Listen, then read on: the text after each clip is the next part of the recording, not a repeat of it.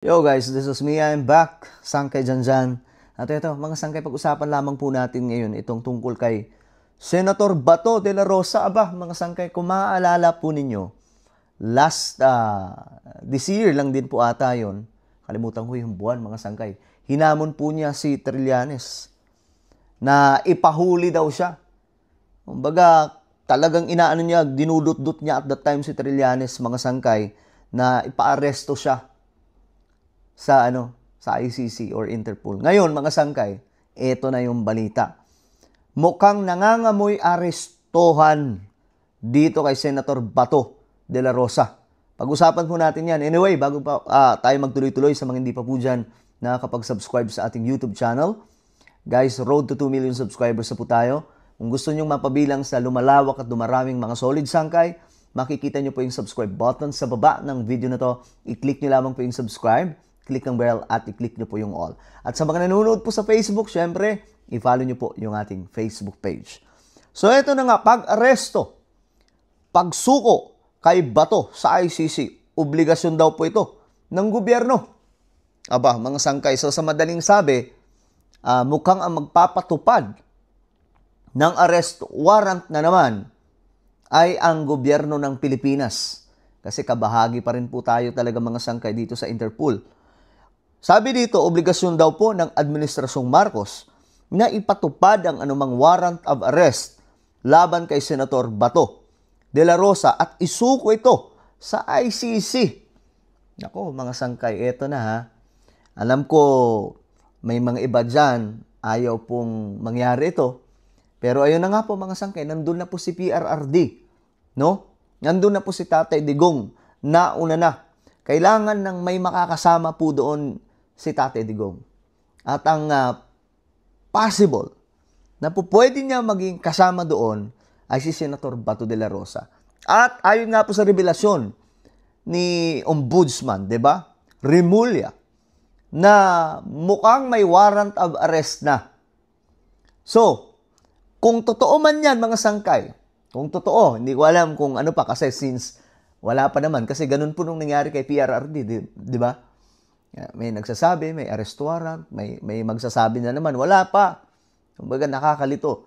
Until binulaga si PRRD doon po mismo sa airport. So ngayon, mga sangkay, eto na.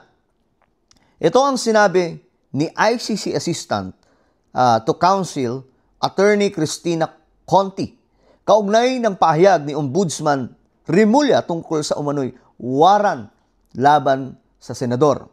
Ayon sa kanya, mga sangkay, the Marcos administration has to enforce his arrest and surrender to the ICC as part of our continuing obligations to the court. Also following the recent decision on the jurisdiction challenge of Rodrigo Duterte in his case. Gayunpaman, sabi dito, hindi pa aniya makukumpirma ang warrant hanggat hindi ito opisyal na naisa sa publiko sa korte. Now, yung opinion ko dito, mga sangkay, kasi for sure, may mga magtatanong dyan, sa tingin mo ba, sangkay, ano ang gagawin ni Senator Bato ngayon tungkol dyan? May tiningnan ako kanina ng mga post niya, mga sangkay, yung Facebook page niya. May mga sinishare po doon na parang may mga taong nagsasabi na hindi daw totoo na may warrant of arrest na. Ako, ang pakiramdam ko doon, kinakabahan si Senator Bato. Kasi ang napansin ko sa kanya, no, matapang siyang general. Pero mayroon siyang takot. At ang kinakatakot niya, makulong. Naalala niyo, mga sangkay, nung si PRRD hindi pa po nadadala sa The Hague. Si Senator Bato, palagi po niyang sinasabi, sasamahan ko si PRRD. Sasamahan ko si Tatay Digong. Pero nung time, mga sangkay, na hinablot na po si Tatay Digong, 'di ba? Si former President Duterte ng otoridad sa mismong airport ng Pilipinas. Anong nangyari? Isang araw hindi makontak si Senator Bato de la Rosa. 'Di ba? Isang araw hindi makontak, hindi mahanap.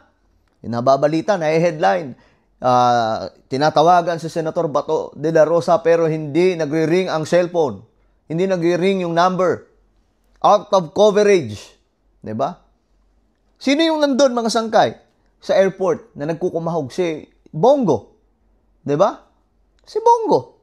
Itong si Senator Bato. Isang araw. Walang paramdam. Bakit? Tingin ko doon takot na takot siya, mga sangkay. Kasi nakita po natin si Senator Bato na emotional siya, 'di ba? Kapag nadadala siya sa kanyang emosyon tuwing may hearing, naiiyak siya.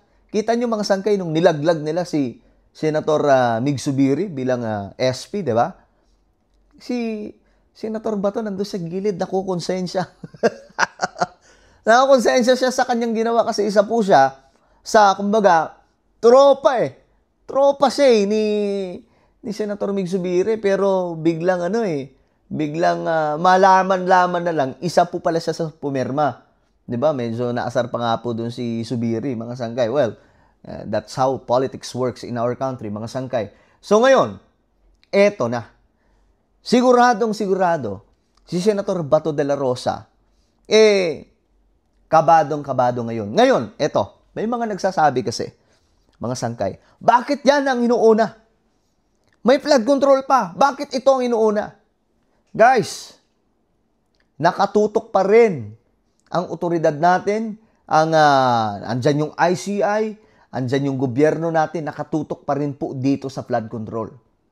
Yung mga may sala dyan. Pero hindi po yan parang mga sangkay, parang magic na pagka ganun mo, pagkapitik mo ng yung kamay, nandun na lahat sa kulungan. Hindi po ganun. Pinapadaan ni PBBM sa proseso. Bakit?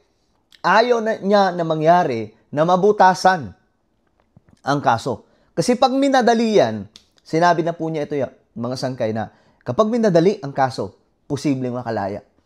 Kasi hindi mabibuild up ng maayos. Gusto ba natin mangyari yan? Makulong ngayon, na agad-agad, makulong sila. Pero after 5 months, after 1 year, after 2 years, nakalaya. Diba ganun nangyari? Kita nyo, nangyari kay La Jinggoy. Diba? Nangyari kay, sa mga kasamahan pa niyang iba na nakulong. Mga mga opisyal ng gobyerno.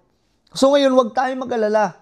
Kung ano man ang mangyari, mga sangkay, kay Senator Bato, alam nyo, ang talagang nasa likod niyan, si Senator Trillanes.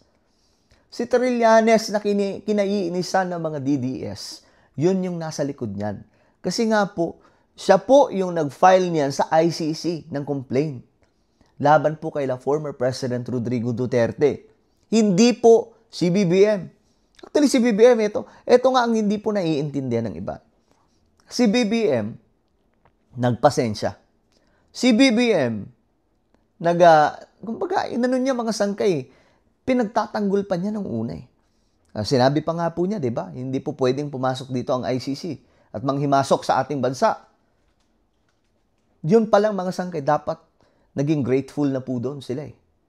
Yun pa lang, mga sangkay, dapat salamat sa presidente na to kasi kahit papano, kaso nga lang, mga sangkay, imbis na gano'n ang mangyari, kinakanlong na sila ni BBM, ng tokwa, tinitira ng patalikod, hanggang sa pati harap-harapan na, tinitira na rin po ang presidente natin.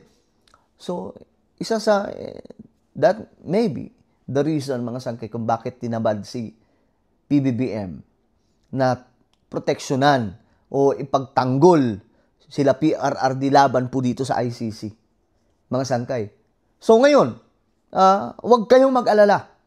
Kung mayroon mang mangyayari kay Senator Bato na dadamputin siya, mga sangkay, hindi po mapapabayaan itong issue ng flood control dahil mismo ang presidente ng Pilipinas gigil na gigil dyan at siya po yung original na nagsiwalat niyan.